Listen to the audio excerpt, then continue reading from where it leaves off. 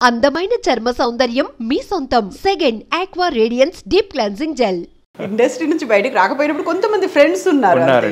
Usual గా ఇంత legends ఉన్నటువంటి ఒక ఫ్యామిలీ నుంచి ఆ లెగసీ కంటిన్యూ అవుతుంది అనేటువంటి ఒక ఫీల్ ఉంటుంది. కోదండపాణి గారి అబ్బాయి కూడా ఫిల్మ్ ఇండస్ట్రీలో ఉన్నారు, మ్యూజిక్ డైరెక్టర్గా ఈశ్వర్ గారు చేశారు. ఆ తర్వాత వెంకన్న బాబు గారు అనగానే వాళ్ళ అబ్బాయి కూడా ప్రొడ్యూసర్ అవుతారా అనేటువంటి ఒక ఫీల్ అలా ఉండేది కదా, అదన్నీ లేదు మీరు? లేదండి, మాకండి చెప్పినట్టు మాకు because we have seen both the sides of the industry and చూడటం వల్ల I decided okay this might not be my cup of tea. మన టెంపర్మెంటల్ లెవెల్స్ కానీ మన యాటిట్యూడ్ కానీ అంటే ప్రతి మనిషికి ఒక ప్లస్ అండ్ మైనస్ ఉంటాయి. ఇప్పుడు నా నెగటివ్స్ ఏంటని అసెస్ చేసుకుంటే దాని తగినట్టు నేను చూస్ చేసుకోవాలి. మనకి ఆశ ఉంది, నాన్నగారు ఉన్నారు, ఆ ఇండస్ట్రీ ఆయన పేరు చెప్పుకొని మనం వెళ్ళిపోవాలంటే that's not a right thing. అట్లా చాలామంది వచ్చారులేండి, చాలామంది ఫాదర్ పేరుని చెప్పుకొని వచ్చేవాళ్ళు చాలామంది ఉన్నారు. We have seen many people, you know the stories, you know how it is. But మాకేంటంటే మా నాన్నగారు కూడా ఎంకరేజ్ చేయటం ఏంటంటే ఇండస్ట్రీ వద్దురా అని, because he is also seen all the difficulties, he doesn't want his kids to go through that. అందువల్లే మా అక్క ఐఐటి మెడ్రాస్లో gold medalist, IIT Delhi, then again right now she is the managing director for Bank of America in Chicago. తను marriage చేసి settle అయింది అక్కడే. మా అన్న కూడా, మా అన్న పేరు ఇన్ఫ్యాక్ట్ కోదండపాణి. పెదనాన్న గారు చనిపోయిన వెంటనే పుట్టడం వల్ల ఎస్పి కోదండపాణి అని పెట్టారు. తను మైండ్ ట్రీ కన్సల్టింగ్ అని చెన్నైలో జాబ్ చేస్తుంటాడు. నేను last person, so I'm interior designing నచ్చి చేసి అదే వృత్తిలో ఉన్నానండి. ఇప్పుడు హ్యాపీగా ఉన్నాం. నాన్నగారికి అసలు ఫిల్మ్ ఇండస్ట్రీ వద్దురా అని చెప్పేంత స్టేజ్, ఆ ఎక్స్పీరియన్సెస్ అన్నీ కూడా ఫేస్ చేశారు. ఆయన పర్సనల్గా చూశారు, ఎంత హైస్ అయితే చూసారో, ఎంత మందిని ఇంట్రొడ్యూస్ చేశారో, ఎన్ని హిట్ సినిమాలు ఇచ్చారో, అంత లోస్ చూశారు. ఒక రకంగా దూరం అయిపోవాలి నేనే, నా తర్వాత కూడా ఎవరు రావద్దు అనే మాట. అంటే ఇది మీరు అంటున్నట్టు ఆయన లో చూసిన టైం మాకు చాలా కష్టం వేసింది. మేము మా కళ్ళ ముందు ఎంత బిజీగా ఒక ఇండస్ట్రీ అంటే ఆఫీస్ బయట ఇన్ని కార్లు ఉండేవి, ఇన్ని బిజీగా ఉండే మనిషి ఇండస్ట్రీ షిఫ్ట్ అవ్వగానే ఆయన ఏదో ఒంటరితనం అయిపోయి ఇంకా ఏంటి మన పరిస్థితి ఏంటి అని ఒక డిలమాలో రాగానే, అలాగే కొన్ని సినిమాలు ఫ్లాప్ అవటం వల్ల మంచి మంచి సినిమాలు యాజ్ నాకు ఇవాళకి కూడా నా ఫేవరెట్ మూవీస్ మా నాన్నగారు చేసిన సినిమాలు అంటే బంగారు భూమి కానీ, ఒక ఫ్యామిలీ, ఒక జాయింట్ ఫ్యామిలీ ఎలా ఉండాలి, రిలేషన్షిప్స్ ఎలా ఉండాలని చూసిన సినిమా అది. దొంగముగుడు అన్ఫర్గెటబుల్. ఈవెన్ టుడే నేను ఇంట్లో పిల్లలతో కూర్చొని వాచ్ చేస్తాం ఆ సినిమాని, బాగా ఎంజాయ్ చేస్తాం. ప్రతి డైలాగ్ మాకు ఉన్నా కూడా ఏంటంటే బాగా నచ్చిన సినిమా. ఇట్లాంటి సినిమాలు తీశారు. చాలామంది యాక్టర్లకి హెల్ప్ చేశారు. అంటే ఇప్పుడు నేను ఎక్కువ చెప్పకూడదులేండి, అది గొప్పగా మనం చెప్పుకున్నట్టు ఉంటుంది, కానీ పెద్దవాళ్ళకి హెల్ప్ చేయటం వేరే విషయం. Exactly. Workers down the line వాళ్ళకి నాకు బాగా గుర్తుంది. మన దేవి వరప్రసాద్ గారు ప్రొడ్యూసర్, నా ఫిలిం నగర్లో మా నైబర్ ఉండాలి, వాళ్ళ ఇంటికి వెళ్ళా, వాళ్ళ పాపని కలవడానికి ఒకసారి వెళ్ళి వాళ్ళ మిస్సెస్ని కలిసారు ఆన్ ది లాస్ట్ స్టేజెస్ నుంచి చూస్తే. అప్పుడు అంది ఘరానా మొగుడు షూటింగు, మా షూటింగు ఒకే విజయవాహినిలో ఇక్కడ జరుగుతుంది. ఫుడ్ లేట్ అయింది మా షూటింగ్లో. వెంకన్నబాబు గారు వెంటనే మొత్తం డిస్ట్రిక్ట్ మా స్పాట్కి కూడా మొత్తం ఫుడ్ ఆయనే పంపించాడు వెంటనే. అంటే it was one small incident, I'm just telling you. Like wise ఇవాళ నేను Andhra club, one of the oldest club in Chennai, అక్కడ ఒకరోజు నేను ఏదో బయట ఆటో దొరకలే, రాత్రిపూట బండి లేదు, ఆ రోజు కారు తీసుకెళ్ళలేదు. ఆటో ఓ ముసలాయన వచ్చాడు, ముసలాయన ఆటో దొరుకుంటూ, బాబు రండి ఇంట్లో దింపుతాను మిమ్మల్ని, మీరు ఉండే శాలిగ్రామం కదంటే.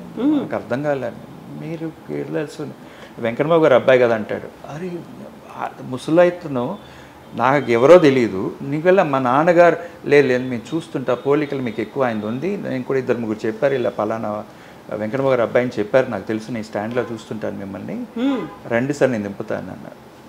నాకైతే గూస్ బంప్స్, సర్ప్రైజ్. ఎక్కడి నుంచో రోడ్లో ఒకడు వచ్చి నేను దింపుతాను సార్ మిమ్మల్ని, మీరు పలానా వాళ్ళని కానీ, అది చెన్నైలో.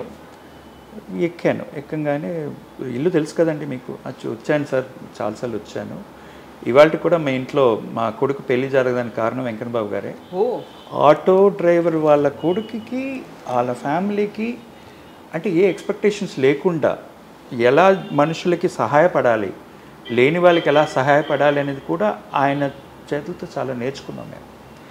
అండ్ ఇవాళకి మేము సంతోషంగా ఉండడానికి కారణం maybe those are the things. ఆ మంచితనమే, వాళ్ళు చేసిన మంచితనం, కోదండపాణి గారు కానీ వెంకటబాబు గారు చేసిన మంచితనం వల్ల మా ఫ్యామిలీ చేయటం మేము బాగున్నాం. ఇవాళ నేను ఈ పొజిషన్లో ఉన్నాను దానికి కారణం వాళ్ళే.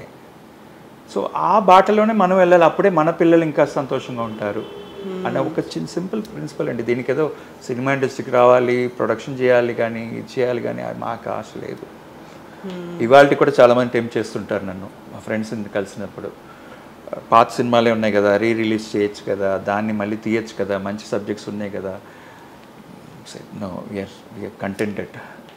కంటెంటెడ్ అనే ఒక వర్డ్ ఎప్పుడైతే ఉందంటే వీఆర్ సాటిస్ఫైడ్ అండ్ హ్యాపీ. అవునా, దట్స్ ఇట్. ఇప్పుడు వాటన్నిటిని హెచ్డీలోకి కన్వర్ట్ చేయాలి, 4K ఇవన్నీ పెట్టుకోవాలి, రిలీజులు చేయాలి. అది I did actually.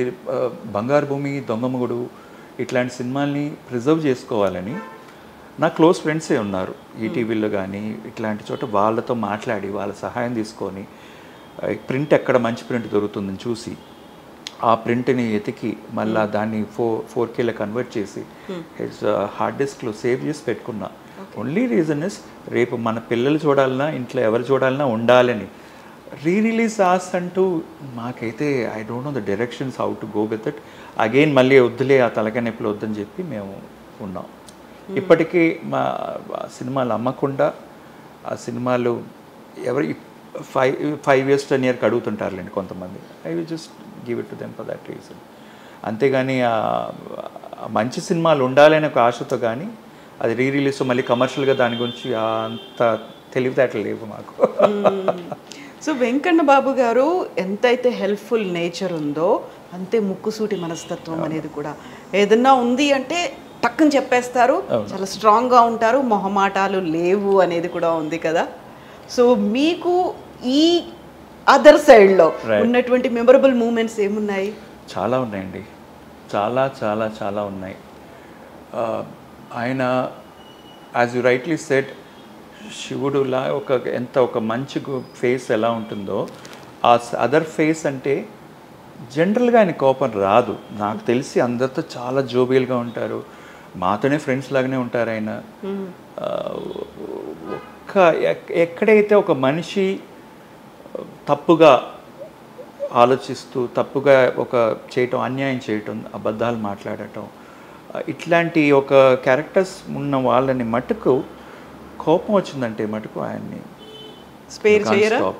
At the same time పని విషయంలో కూడా ఇప్పుడు మేమే ఉన్నాం, ఒక 6 లేవాలి, ఇది పద్ధతి ఇది అంటే he will not spare. Discipline is important, commitment is important. అంతేగాని పొలిటికల్గా మాట్లాడటం ఇట్లాంటివి ఆయనకి చేత కాదు, ఆయనకి నచ్చదు కూడా. సో మేము చాలా చూసాం అట్లాంటివి, ఆయన కోపడటం, అరవటం. I've seen those. ఇన్ఫ్యాక్ట్ అప్పుడు మేము చిన్నపిల్లలు కాబట్టి మేము మా నాన్నగారి పైన కోపం వచ్చేది. ఎందుకు నాన్న అలా చేశారు, తప్పు కదా, ఎందుకు అలా అనవసరంగా బ్యాడ్ నేమ్ ఎందుకు తెచ్చుకుంటారు ఇలా, లేదా సమర్థించడానికి ట్రై చేస్తారు. కానీ బట్ ఇవాళకి మేము ఆలోచిస్తే ఆయన చేసింది కరెక్ట్ ఇవాళకి. Because we have come across the same thing బిజినెస్లో కానీ వృత్తిపరంగా కానీ మనుషులు కలుస్తున్నాం కాబట్టి అప్పుడు ఆయన చేసింది కరెక్ట్ అనిపిస్తుంది. అలానే ఉండాలి.